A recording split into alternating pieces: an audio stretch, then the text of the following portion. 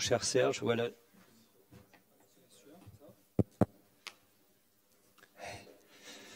Bien. Bon, bonjour à tous. Je suis très très heureux d'être là sur ce premier congrès présentiel depuis des décennies. Donc ça m'a fait plaisir de me lever à 5 heures du matin pour prendre l'avion et pour plomber l'ambiance. Alors, puisque je vais vous parler d'un problème qui est terrible pour tout chirurgien, c'est le patient qui n'est pas content, non pas parce qu'il voit mal, mais parce qu'il a mal. Alors, voilà, c'est un petit cas clinique rapide. C'est une femme, bon souvent c'est des femmes, hein, 34 ans, j'ai rien contre elle, mais souvent c'est elle. Et vous êtes son dernier espoir, là on a déjà vu 40. Et elle a les yeux très très secs depuis qu'elle a eu son LASIK il y a 2 ans. C'est un cas véridique, EVA 10, donc ça veut dire que entre 0 et 10, l'école des fans, c'est la note, c'est 10, donc c'est douleur extrême et sécheresse oculaire extrême. Et surtout, elle a des douleurs atroces et elle peut plus travailler, elle ferme les yeux, elle reste dans le noir, qu'elle broie d'ailleurs, et elle peut plus travailler plus de 30 minutes. Elle a essayé tous les collyres du monde, les larmes artificielles, les soins de paupières, parce qu'on lui a dit qu'elle avait une blépharite.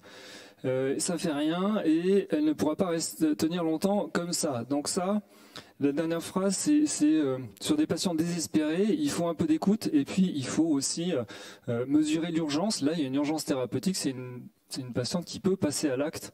Et là, j'en ai une qui est passée à l'acte il n'y a pas très longtemps. Donc il faut vraiment bien avoir la bonne écoute et avoir les bons réflexes. Alors si on fait un peu de surface oculaire, on regarde son break-up time qui est assez bas, hein, il est à 4 secondes là à droite, et à gauche en fait aujourd'hui, moi je fais plus de Schirmer, en fait on mesure la hauteur du ménisque lacrymal et vous voyez que la rivière lacrymale elle est normale ou quasi normale avec la machine, là c'était un Lacridia qu'on avait utilisé.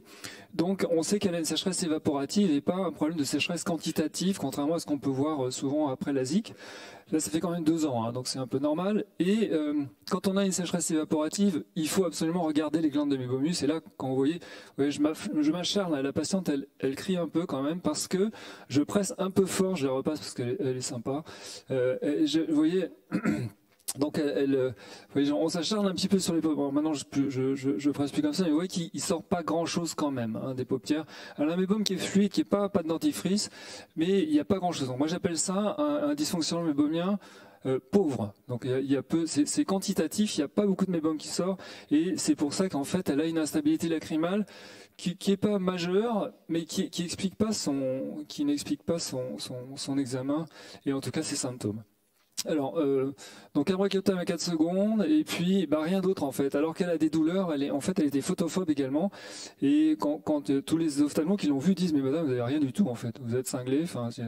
Et donc voilà. Et elle vient me voir, elle dit mais je suis pas folle, vraiment j'ai des douleurs atroces et c'est très sec. Alors quand on fait une mammographie, on comprend un petit peu mieux.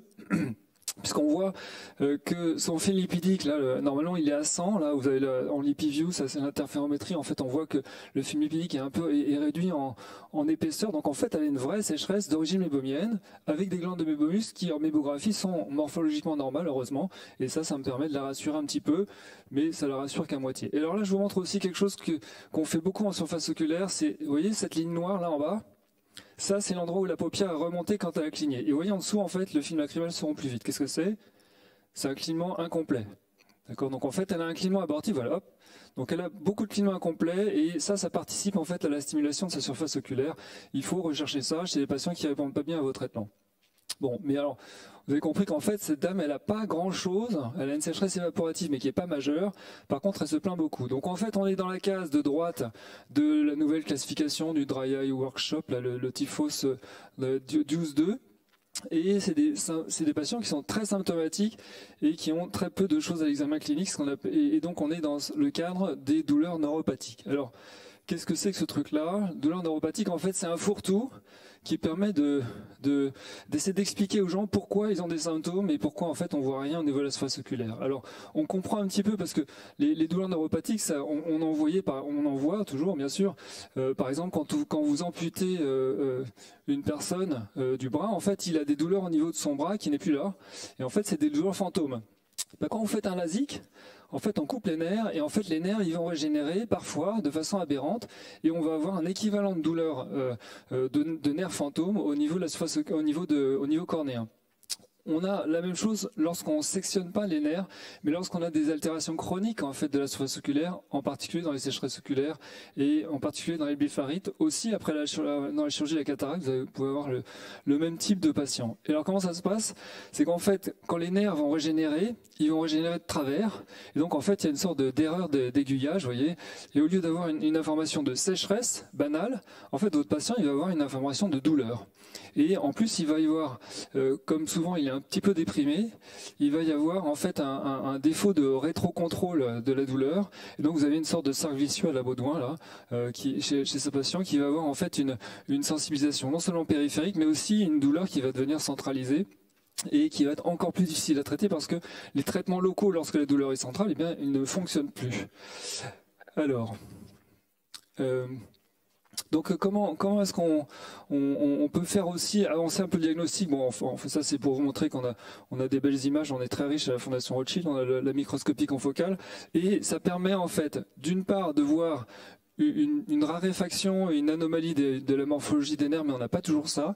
Ce qui est assez spécifique, c'est les micronévromes. Donc en fait, c'est les nerfs qui régénèrent de façon un petit peu anarchique et anormale. Donc ça, c'est quand même très spécifique de douleur neuropathique. Et l'inflammation à droite, c'est les cellules dendritiques. Bon, ça, on voit dans les sécheresses sévères, on a aussi l'inflammation, donc c'est pas spécifique des douleurs neuropathiques. Alors, comment on fait le diagnostic? Avant tout parce qu'on voit rien et le patient il se plaint.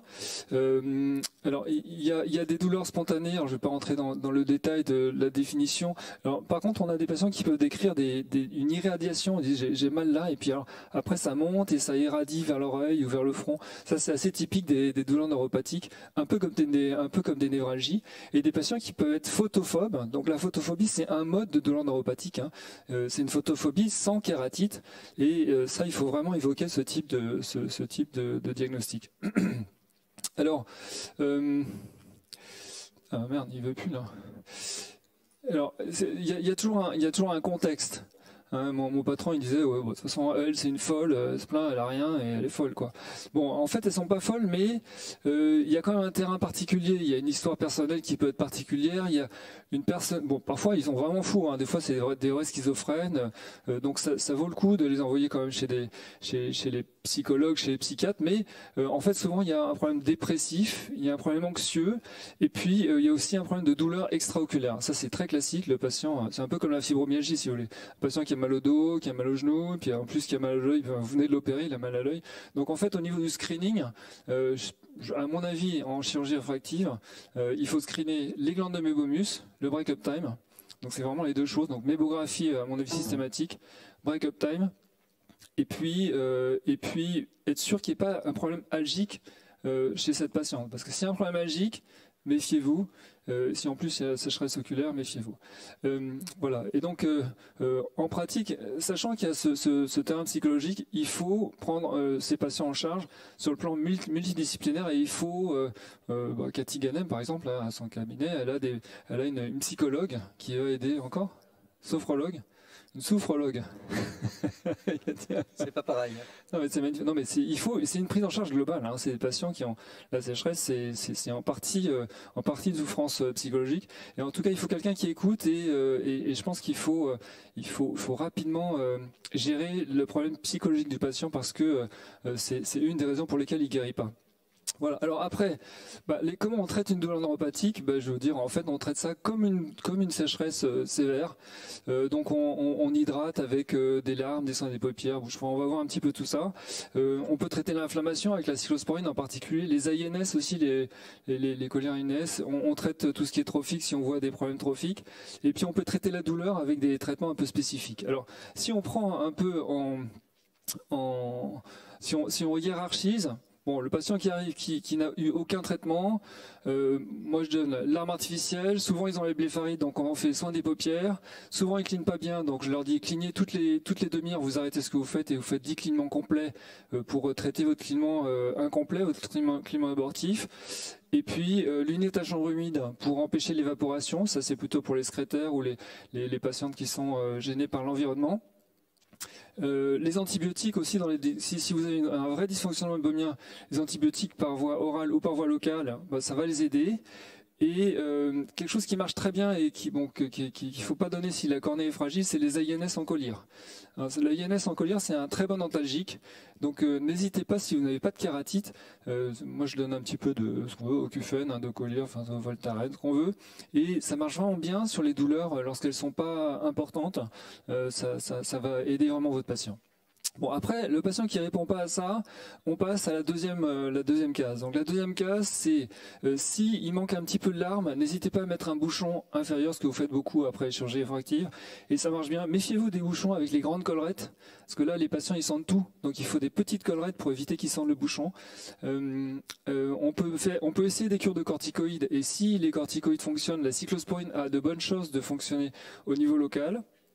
Le psychologue, psychiatre, on en a parlé. Médecine douce, c'est le moment d'en parler parce que à ce stade-là, le patient qui répond pas à vos larmes artificielles ni à vos anti-inflammatoires, il faut qu'il fasse un peu de sophrologie, il faut qu'il fasse de l'acupuncture, il faut qu'il fasse de l'auriculothérapie. Tout ça, c'est des technologies, des techniques qui peuvent être efficaces, en tout cas diminuer les symptômes de votre patient. Et puis après, chez les cas les plus rebelles, bon, heureusement c'est assez rare, mais enfin on est parfois amené à essayer de gérer ça. Alors là, c'est un peu l'artillerie lourde. L'artillerie lourde, c'est le sérum autologue. Donc c'est un collyre qu'on prépare à partir du sang du patient. En pratique, il y a quelques centres en France qui le font. C'est relativement efficace sur les douleurs et c'est dans mon expérience vraiment intéressant. Les lentilles sclérales, ça c'est quelque chose qui peut marcher très très bien, mais souvent les patients, comme ils sentent le contact avec la lentille, ils la tolèrent souvent très mal. Mais s'ils la tolèrent bien, en fait, c'est vraiment un traitement majeur des neuropathies cornéennes. Après, on a tous les traitements des dysfonctionnements mébomiens. Les traitements modernes, c'est l'IPIFLO et IPL. IPL, c'est la lumière pulsée. Alors l'IPIFLO, ça marche pas très bien là-dessus. Par contre, la lumière pulsée, ça peut marcher bien. Ça marche bien sur les douleurs. Donc voilà, il faut l'essayer. On peut être content. Et puis après, c'est le traitement des douleurs neuropathiques. Donc c'est des traitements spécifiques que vont donner des médecins de la douleur. Et donc ça, moi je sais pas du tout prescrire, mais il y a des molécules que vous connaissez peut-être qui s'appellent Lyrica, Neurontin, Cymbalta, des antidépresseurs tricycliques. Ça, c'est des molécules qui sont spécifiques, qui vont empêcher les nerfs de décharger ces influx douloureux. Et c'est ça qui va peut-être aider le patient sur ces problèmes qui sont en pratique très difficiles à gérer. Et donc voilà, je vous rappelle d'essayer d'écouter votre patient, de faire le diagnostic et puis surtout de le garder pas avec vous parce que c'est des patients qui vont plomber l'ambiance de l'après-midi. Voilà. Voilà, je vous remercie. Merci beaucoup, Serge. Donc, on pourra t'adresser les patients éventuellement pour ces traitements. Les questions sur les AINS et les effets toxiques sur la cornée, qu'en penses-tu? Alors, évidemment, on avait décrit moi c'est le cas d'Éric Gabizan. Éric Gabizan, il a décrit une perforation de cornée après PKR qui a été traité par AINS.